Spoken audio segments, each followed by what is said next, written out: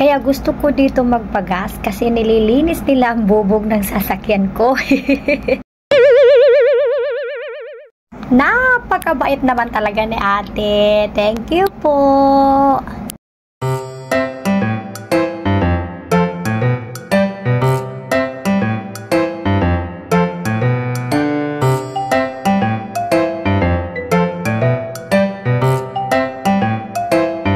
Shout out nga pala nito sa pinakamagandang pump girl dyan sa gasoline station na pinakamalapit dyan sa Gaisano, Minglanilla.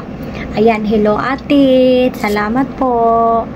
Alam nyo ba na dito sa gasoline station na ito, na hindi naman siya masyadong kamahalan yung presyo nila. Kaya dito talaga ako nagpapagas.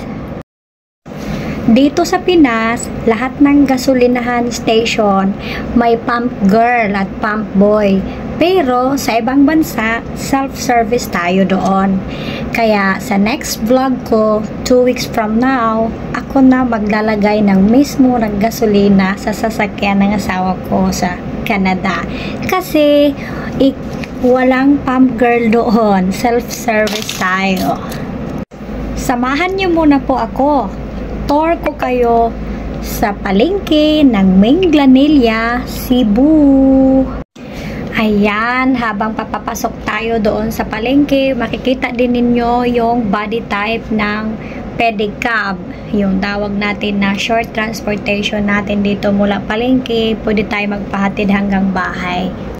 Ayan, at dito naman sa pinakabungan, dito ninyo makikita yung mga flower shop. Napakamura at napaka-fresh na mga flower. And ayan, at nakapili na nga ako. Ayan, yung isang tali na yan, 25 pesos lang. At maganda din naman yung combination ng kulay, red and white. And sa napaka-murang presyo, 25 peso lang yan. Tama lang yan dadalhin ng estudyante sa eskwelahan dahil may event sila ngayon.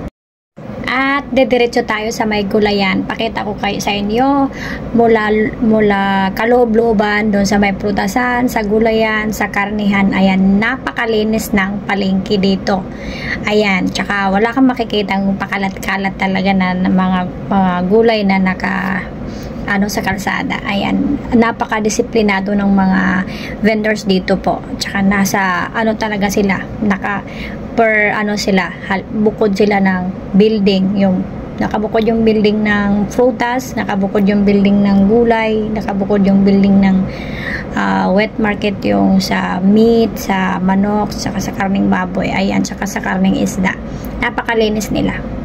Tsaka lahat ng paninda nila fresh, hindi siya naaarawan kasi nasa loob po siya ng building. At saka kagandahan din dito magtitinda lahat ng paninda dito per kilo. Walang tumpok-tumpok dito, wala kang makikitang tumpok. Kaya nanibago nga ako nung unang-una ko dito sa Cebu, naninibago ako kasi sanay ako doon sa tumpok kung alin yung mura. Pero dito wala kang makikitang tumpok, lahat kilo buhat doon sa sibuyas, bawang, sa sitaw, okra, talong, lahat yan, ampalaya, lahat yan nakakilo. Pagdating naman dito sa may isdaan, napakalinis, sobra grabe. Ang drainage nila, napakalinis nila dito sa building na ito. At saka makikita mo talaga yung isda fresh na fresh. Talagang kasi meron silang inspection dito. Bawal po dito magtinda ng bilasa. Char. Nga pala.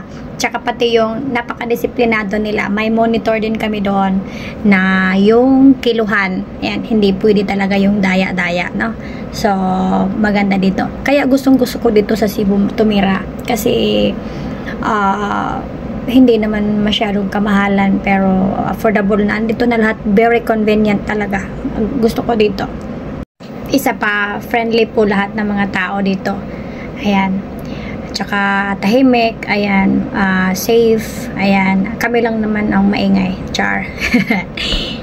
At pagdating naman dito sa karnehan station, no, sa baboy, manok, nakabukod yan, baboy, manok, at saka baka, ayan, kitang-kita nyo, napaka-fresh ng meat, ayan, kinatayan madaling araw, tas display ng umaga. Ayan. Ayan po guys, ayan, salamat sa panonood. Kung meron po kayong mga questions, ayan, pwede po kayong mag-comment.